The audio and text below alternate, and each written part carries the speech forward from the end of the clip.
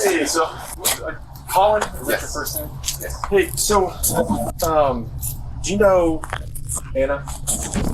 Last name is Wilson? Oh, yes, I do. So, there's really no easy way to say this, sir. So, apparently last night she passed away.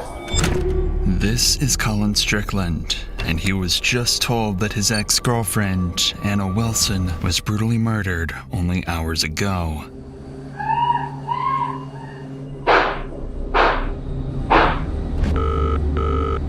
Austin 911, what's your emergency? My friend is staying with me, and I just walked in, and she's laying on the bathroom floor, and there's blood everywhere. Austin, please! Hey. Do I stop? What? I don't know what happened. I just walked in on her. Sit up. When cops first arrived at this gruesome site, they suspected a robbery gone wrong. But a series of damning clues found at the crime scene quickly pointed to not just a meticulously planned murder, but a deadly love triangle, and a killer that was closer to home than anyone expected. Did you kill Mel? No.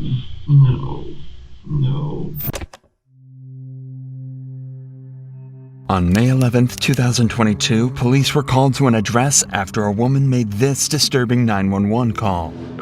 What's the address of the emergency? It's 1708 Maple Avenue.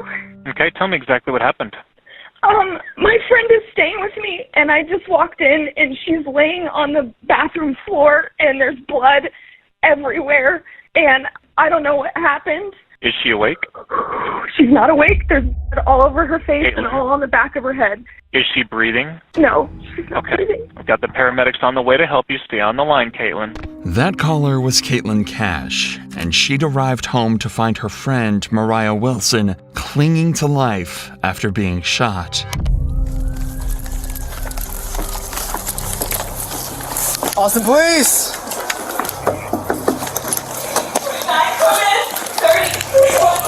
Hey. Do I stop? What? I don't know what happened. I just walked in on her. Sit up. Okay. Just 1 second. Let her get up. Yeah, together here. Okay, I'll let you go so you can talk to them, okay?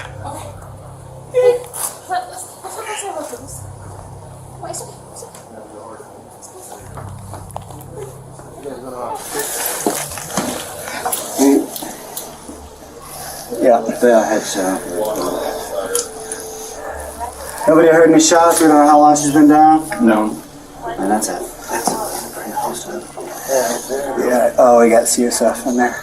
After assessing the situation, officers noticed cerebrospinal fluid, or CSF for short, oozing onto the floor. This fluid surrounds the brain, meaning the bullets had actually pierced her skull and killed her instantly. This meant there was no saving her, no matter what anyone did. But officers could still bring her killer to justice, which is why they need answers right now. Answers that only Cash can give, as she is the only witness that officers currently have.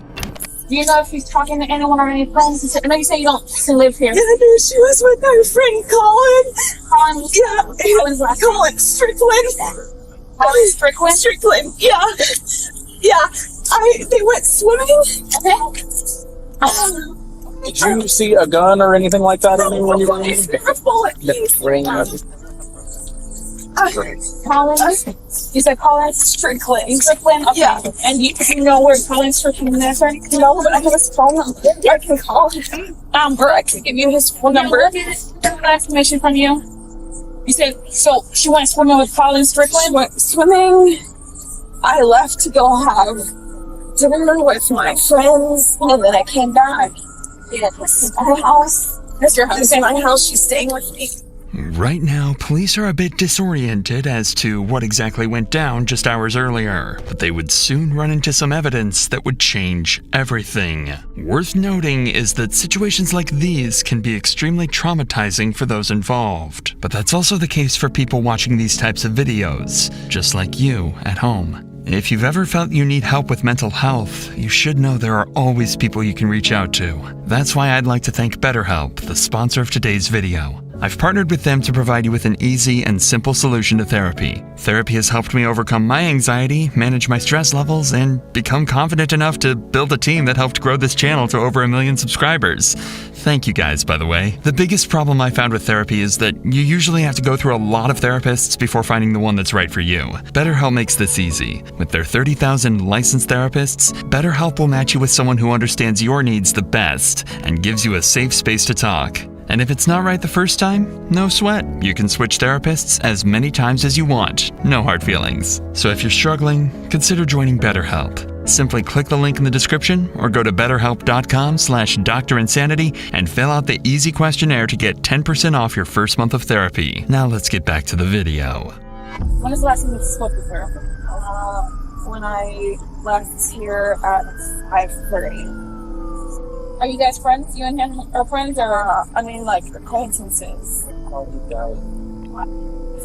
don't know what Perry drives? Is it A cyclist. a cyclist? Does Yeah. he live in this area? He lives in South Austin. Does she have like a license or a wallet up there at all? You know? I mean, she should. Okay. Yeah. She said she's from San Francisco, Well, she's from Vermont, but she's living in San Francisco. and she came to visit you. Yeah. Okay. Yeah. I'm just here for a bike race this weekend. Okay. Did her and Collins have an argument at all? Do you know? I don't have any idea. You don't know- The you know- only thing I know is she said I'm meeting him to go swimming. Okay. All right. What time was that? 5. 5 p.m. today. Yeah. I mean, I can see What- it in my text messages. I just When was the last time you saw her? Was that when you saw her? Or you had eyes on her? for dinner at 5:30. So you left for dinner at 5:30. What time did you come back?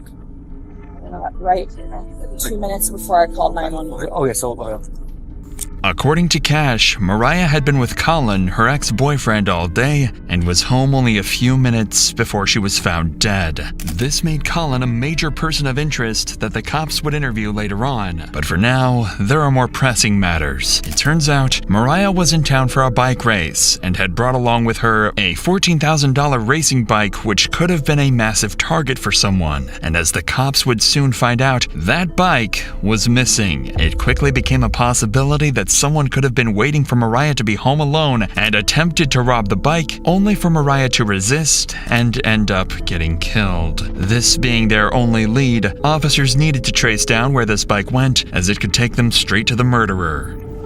That's her bike Cover. cover. Yeah. So where would the bike go? Probably there. Does she keep the bike in the garage, or where does she keep the bike at?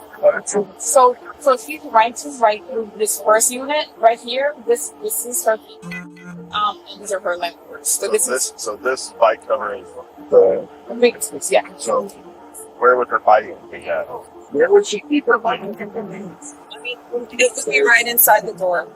Yeah. Is her bike's inside the door? Is there a bike? Anywhere? You see a bike? She said she would put it right by the door. No bike. That's negative, Jobs. With no trace of the bike in the house, officers decided to begin searching the woods nearby when they made a discovery that showed them they were on the wrong track completely, leaving them with absolutely zero leads. Hey, come here. Somebody might be in here. This might be the bike, okay? But hold on. Somebody might be in here.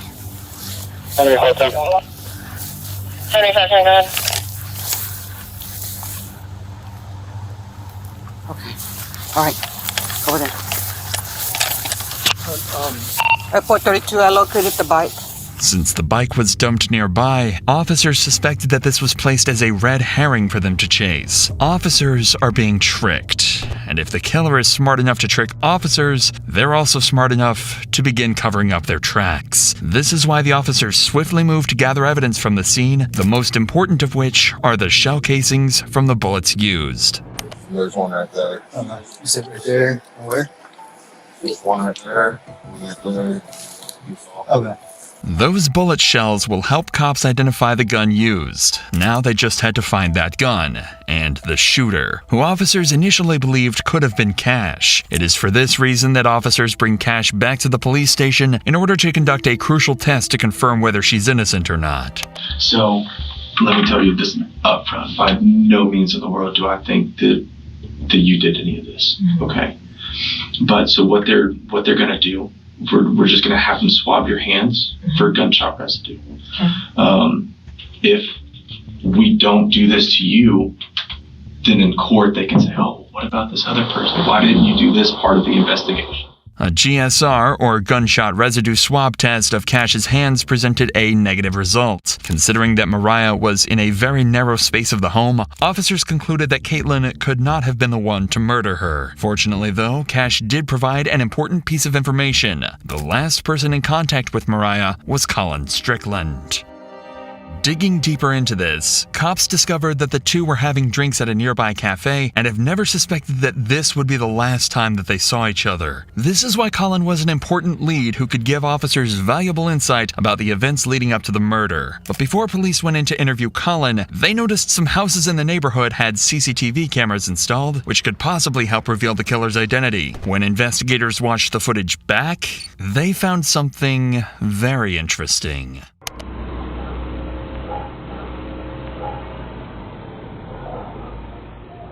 CCTV footage revealed this black Jeep driving directly towards Cash's home where Moriah was staying that night. The moment it arrived, Ring cameras caught this gut-wrenching audio.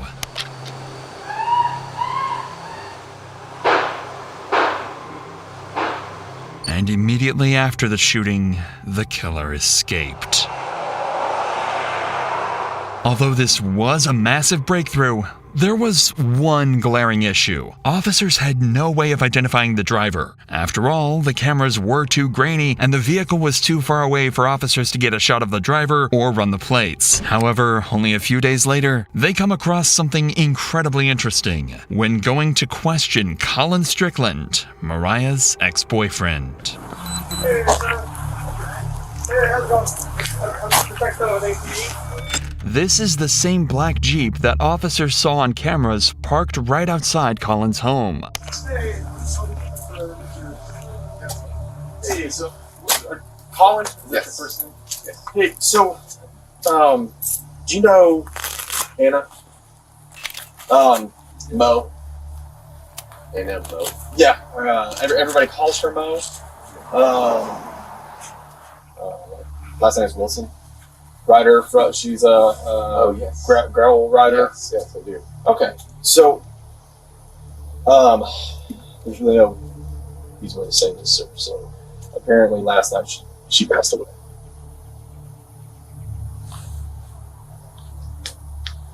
how did She right now it's an open investigation, but it is being investigated as a homicide.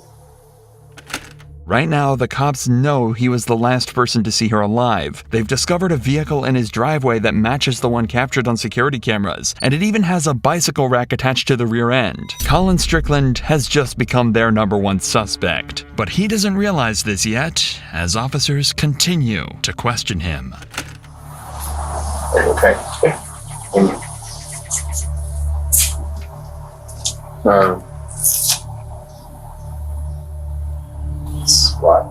Do you happen to have her mom's address by any chance? I know that she lives in Vermont. I have an address for her brother, but we're just trying to send someone to her mom's address instead of us actually calling her over the phone.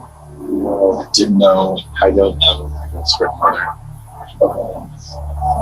We went to Deep Eddy yesterday afternoon, and then we drove her, and I dropped her at her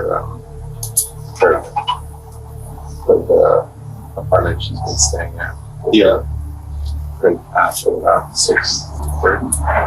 Yeah. The cop intentionally avoided telling Colin how Moriah died, as they do with any suspect in a murder case, but they notice his body language is concerning, as he is barely able to look them in the eyes. This could either be because of pure shock, as the two had spent the previous day together, or in the worst case scenario, he's afraid to look them in the eyes because he had something to do with the murder. So to uncover these secrets, police started looking into Colin's life and his history with Moriah. This is when they discover Caitlin Armstrong, Colin's girlfriend who separated from him in October 2021, but then got back together a month later in November. However, during their breakup period, he had a month-long romantic affair with Moriah and remained in contact with her even after he resumed his relationship with Caitlin. Immediately, officers begin suspecting that Caitlin could be one of the major suspects in this investigation. These suspicions were further confirmed when they ran the plates of the black Jeep and found that it didn't belong to Colin, but it was actually owned by Caitlin. Considering that Colin was good friends with Moriah and Caitlin hated this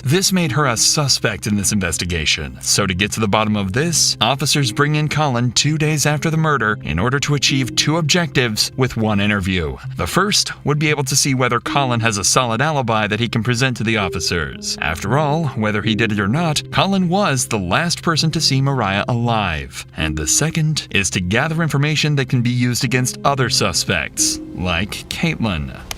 And you said that y'all left around like 6:30 to. I don't think that's accurate anymore, because we must have left over her at about 7:45 or even later, probably maybe more like 8. Yeah. Just as it was getting dark. Okay. Because we went straight to her place and it wasn't dark yet, but it was. I got cool. It was cooling off, and it was like awesome evening. I remember that. Okay. Well, what about whenever y'all were at the bar? Was there anybody that was like watching y'all, or like just was acting weird with Mo, or Mo didn't know. She doesn't live here, so no, not at all. Yeah. Nobody. Anybody that like tried to hit on her at the bar or anything, or no? Okay. No, not that I saw. Nor that she mentioned. I didn't notice anything out of the ordinary, to be honest, at the bar. The cops are looking for more than just details of what he and Moriah did that day. They're going to try and figure out why exactly the black vehicle from the murder scene was conveniently parked at Colin's home. Whenever I was over there earlier, I saw there was the other car, because you said that you drive a motorcycle and then you drove the Mercedes. Drove Mercedes up here. I guess the other one is. Jeep is hers. My girlfriend Caitlin. Okay, so that belongs to her. Okay. All right. So you got back around like 7:30. I don't know exactly when that was. I think I texted Caitlin as I was leaving, just saying, "Hey, are you still out getting food?" Yeah, more like 8:30 is when I dropped her off at her house. Okay. Like just before dark. So I texted Caitlin as I was like after I left. Okay. And that was whenever you. It says 8:36. I think she was in a yoga class. She showed up. Time close. So you're getting back home. She's not home. What time was it that she got home? Short right after I texted her, probably 9:20 or so. That says 9:21. Okay. Like where had she been? Like that whole. She had actually a laser hair removal appointment, she said, at 7 p.m. downtown. Uh-huh. And then after that, I'm not exactly sure. She had texted me asking if I wanted to meet up, and I didn't reply. And then I didn't see her or hear from her until I was back at home. And did she say anything like whenever she got home of like where she'd been? No, but she was in her like a yoga outfit, carrying a yoga mat. Although Colin had heard from Caitlin the night of the murder, he couldn't give her a solid alibi and didn't even know exactly where she did her yoga classes. He also managed to avoid mentioning his romantic affair with Moriah, but he'll soon be left with no choice but to tell the cops everything. So how long had you and Caitlin been dating? About a year and a half, maybe 2 years actually. Okay. And then how long was it that y'all had broken up whenever you and Mo got together? Not very long, actually. While you were dating Mo, Caitlin was still living with you?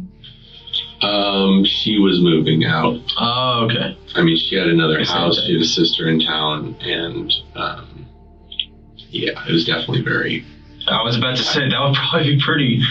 It definitely was awkward. It was kind of almost like something I felt like to force the situation, which is stupid. But so, why was it that you had to change the name from Mo in your phone? Just because because in the past Caitlin has looked at my phone, and I just didn't want to surface. Basically, that would always start fights. Exactly. Basically, nobody else can have you. Yeah. So gets kind of jealous. Yeah, Understandable. I mean, wasn't exactly unique to know anything. Yeah, I got you. After listening to Colin, officers achieved what they set out to do. First, they cleared Colin, who had texts and times to back up his alibi. Secondly, they managed to gather information about Caitlin, whose entire story is shady. That means that out of the 3 suspects that officers have, Colin, Cash, and Caitlin, only Caitlin's movements are entirely unaccounted for. This is why cops were now more suspicious of her than ever, but had no irrefutable evidence to arrest Caitlin. At least, not until the cops searched the police database and hit the jackpot. Caitlin Armstrong had a warrant on her head for a minor infraction. It was all they needed to bring her in, and then use it as an excuse to question her about Moriah. All right, so I'm Detective Connor, and so my partner is actually talking to Colin right now. So I wanted to come in here and start chatting with you and everything, so you don't have to wait super long. So it sounds like you may have some information, may have witnessed something, so I just wanted to chat with you about some stuff. But you're here for a warrant right now, I guess. Are you familiar with what you have going on with that? No idea. Okay, so I guess it was like a theft of service warrant, something kind of minor. Nothing. Okay. So that's why you're here. You've got a theft of service warrant. That's why you got picked up today and everything. So I was just letting you know on that part. Observe how the detective maintains an almost nonchalant demeanor, despite the gravity of the situation. This is deliberately done to create a sense of security for Caitlin, ensuring she remains unaware that she is under any suspicion by the police. Despite this, Caitlin appears noticeably tense and uneasy. Can you tell me what it was that was the theft of service? I can look. I'm not sure what it is at this point, but I can look that up later and get you a little bit more information on that for sure. But because you are here and because you were under arrest for that portion of it, we always have to read Miranda and stuff because I want to talk to you about some other stuff that's unrelated to that. The officer has ignored Caitlin's questions about her warrant because she is more focused on digging up information about Moriah's murder, a tactic that becomes dangerous as Caitlin begins to raise concerns about her legal counsel. If I have an existing warrant and you don't know what it's about, do I need an attorney here? So the warrant is just a Class B, just theft of service type thing. The reason I'm here is because your name came up during a conversation with Colin. I think there's a lot more information that you have that can kind of explain some of the stuff he's saying. But to be able to do that, I have to read you your rights, just so that you know and you're protected and things like that, okay? Okay, and so if you're reading me my rights, then I should That's because of the warrant, because you're under arrest for the warrant. So you're technically in custody because of that warrant. So they're 2 separate things. Does that make sense? I think so, but I have never heard. Even though they have Caitlin exactly where they want her, one tiny mistake is about to allow someone cops suspect to be a killer to walk away scot-free. Well, good news. So that's what they were just knocking on the door is apparently that warrant, the date of birth was wrong. So it had your name, but the date of birth is wrong. So it's to a different person. So you're not under arrest, okay? Okay. I know, it's a little crazy. Although the cop tries to make a joke of the situation, Caitlin now knows that she can leave whenever she wishes. After all, cops have no legal ground to hold her any longer. This is why it's down to this cop to try and convince her that talking is the right thing to do. But I would really like to talk to you and clear some stuff up because Colin did bring your name up, and I think there's a lot more information that you have that can kind of clear some stuff up. Does that make sense? It makes sense. I feel like I should have an attorney present. So that's totally your choice. So at this point, you are free to leave at any point. So this is going to be consensual at this point because you're not under arrest, okay? To make matters worse, Caitlin has just requested an attorney. Legally, the detective is now bound to cease any and all questioning related to Moriah's murder, but she's about to thread a very dangerous line of breaking the law in order to get any information out of Caitlin. I would love to leave. He would love to leave. Just arrested me in front of my house, in front of all of my neighbors, and carried me in here in handcuffs in front of downtown Austin. It was incredibly I can only imagine. Yeah. And I'm so sorry. I don't have control over that part. Okay. Yeah, I'm not upset with you. So there's a situation that's going on. Did you hear about what's happened over the past 24 hours? Colin walked in the house and said one of the women in the cycling community passed away. Yes. Yeah. While Colin was talking to us, your name came up. And so that's where I would really like to talk to you, because it sounds like there were some issues between you and this girl, and I think that there's probably a lot more to it that you could help explain. Okay, I'm not sure exactly what you mean or what information you'd like. So it sounds like maybe he went out with this girl the other day, and maybe it sounds like from what he's saying that you were a little upset about it. And so that's why I kind of wanted to get your side of it, because that's not fair if he's just saying one thing and trying to go down a route, and I want to make sure that's not the case. That it's not accurate. Yeah, and that's why I wanted to chat with you, because it's a guy. He's going to say stuff, and so we want to make sure that we get both sides of the story and everything and clear it up. So what were you doing yesterday? I would like to leave, I think. You'd like to leave? Yeah. Okay. But understand, if you do, then we only have one side of the story to go on. Mm-hmm. And from what we're hearing from Colin, it's one side, and well, I just am uncertain as to even what you mean or what he could have said, because I didn't have any idea that he saw or went out with this girl. Okay, yeah. Recently. Has he been talking to her on the side? Leave. I don't actually know, and I would like to leave. Okay. At this point, getting Caitlin to talk willingly seems like a lost cause. She knows she can walk out of the station and nobody can stop her. So the detective decides to drop their bombshell evidence in the hope she might crack. And your vehicle was seen next to her house. And we needed to talk about that, okay? Because when he's saying this stuff and then your vehicle is seen, I want to be able to explain, okay, there's a logical explanation for this. Maybe you were upset and you were just in the area or something.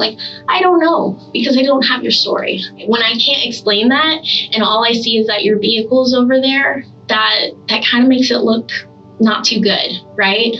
Okay. And then when we're talking to Colin and we're hearing yeah, there was some jealousy stuff going on, that doesn't sound very good. And so that's why I really want to get your side of the story, because maybe there's a lot more going on. I would like to leave if I am free to leave. Okay.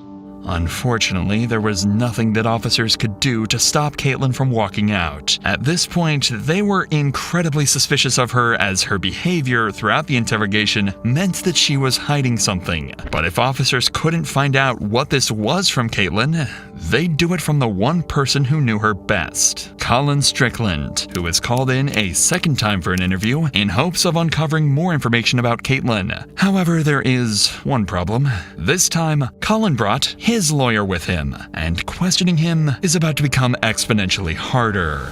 How was Caitlin during that time? I guess my understanding, she wasn't too happy whenever she saw Mo. Caitlin after Mo was in Austin for a week, and Mo and I had broken up with Caitlin before Mo came to town. Mm-hmm. And then I actually did not know that she was coming to Austin in October. I had no idea. We hadn't discussed that, and I don't think so, because it felt like a surprise. And then she was here, and I just said, let's hang out. So I was mentally ready to kind of move on. And I know after Mo left town after a week, Caitlin's things were still at my house. We were sleeping in separate rooms, and effectively, Caitlin was on Bumble. I know she had made several dates with people. I don't know. I never asked what extent they were evolving a relationship, but I know that she had several men that she was dating of sorts, and I was fine with it. I mean, that was kind of the understanding, of course. Mm-hmm. So, yeah, it just seems very weird to me that there would be any dwelling on fixating on a person when she was like moving on to other relationships, at that time.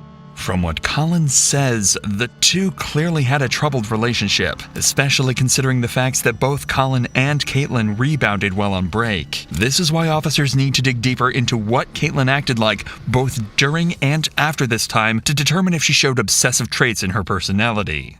It's just kind of going back to, me just trying to figure out, just kind of how she is, her personality and stuff. I mean, if you were to ask me about, hey, how was your wife? Well, yeah, I'm going to tell you, yeah, she's always happy. But does she get mad? Yes, everybody gets mad. That's natural. I'm not going to blow that out of proportion. Do I think that my wife could go and kill somebody? No. There's no way in the world. Do I think my wife would hit somebody? No. Now, if you ask me that about my 6-year-old son, yeah, it wouldn't surprise me if he wouldn't punch somebody at all. I think Caitlin would hit somebody. No, I honestly don't, because it would be too. I don't know. Do I think Caitlin could kill somebody? No, I don't.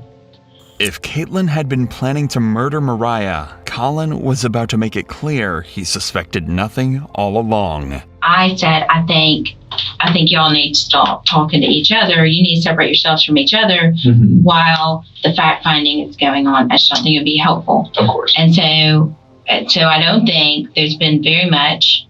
There's definitely not been any being together since she left. And I left Friday midday, eventually to get a new SIM card for my phone, which I assumed was okay. Yeah.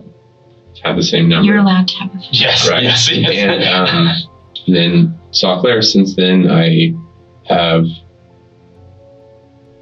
haven't spoken with Caitlin or seen her. And so the two detectives came by my house yesterday. Asking if she was there, if I had seen where she was. And my father had contacted her yesterday morning. He had gotten in touch with her. I gave him the number that Caitlin had given our mutual attorney. Has she ever mentioned in the past of wanting to hurt Mo? No, she's never mentioned wanting to physically hurt. Okay. Do you think that she is capable? If I thought she was physically capable of hurting another human, I would have extricated myself immediately from that situation. Not only not so much for my own personal safety, but my concern for another human. So what's that answer? The answer is no. Okay. I don't believe in any way she's capable of that. Okay.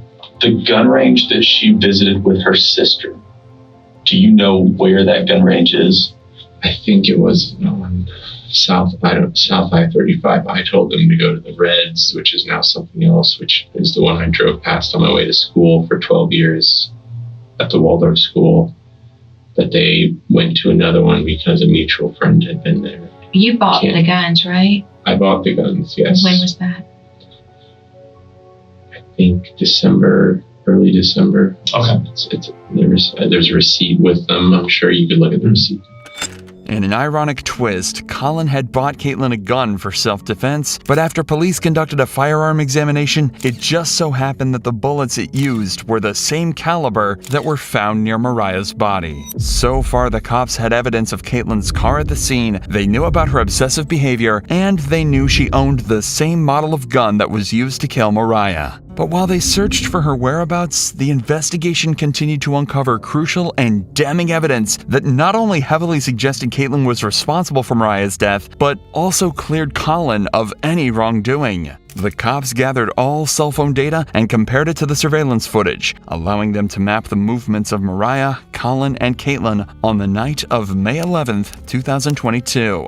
Colin and Moriah were at Pool Burger after their swim and were there around 7 p.m. When they left, they headed to Maple Avenue, but didn't realize that Caitlin was stalking them and was driving in the same direction. Caitlin thought that turning off her cell phone would cover her tracks, but the surveillance footage caught her, and what it shows is a black Jeep eerily similar to Caitlin's closing in on the house where Moriah was killed. As Colin dropped Moriah off at the Maple Avenue address, both were completely unaware that Caitlin was secretly stalking them only yards away. The same black Jeep had driven down the back alley of Maple Avenue and was slowly heading toward Moriah's address. Moments after Colin left, a neighbor's doorbell camera captured audio of Moriah screaming for her life before she was murdered.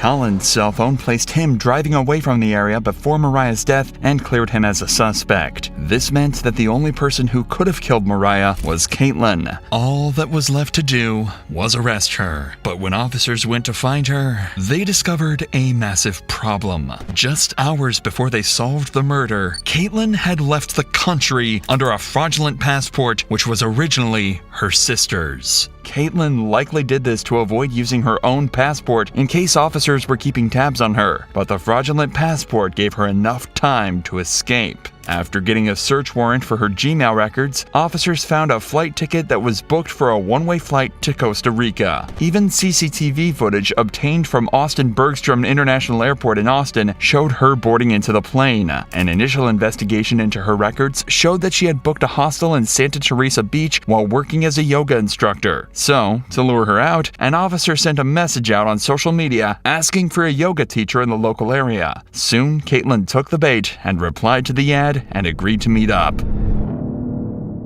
But in the month that she'd been on the run, she'd taken some extreme measures in order to conceal her identity. Caitlin had undergone several surgical operations to alter her appearance, but there was no fooling the arresting officer, who recognized Caitlin from her eyes. She was arrested and flown back to the United States, where she was charged with attempted murder. However, that wasn't the end of it, because in October 2023, Caitlin tried to escape again by taking advantage of a doctor's appointment outside of jail. She can be seen here fleeing from the cops after she jumped from a bathroom window. This time, she was caught almost instantly. If the several attempts to escape justice and falsifying of documents weren't enough to convince a jury Caitlin was guilty, then the surveillance footage and the testimony of Colin Strickland, and most importantly, the ballistic analysis that matched the gun to the shell casings found at the scene of the crime certainly were enough to convince them. Consequently, a year and a half later, on November 16, 2023, Caitlin was found guilty of first-degree murder, and she was sentenced to 90 years in prison for the cold-blooded murder of Moriah Wilson.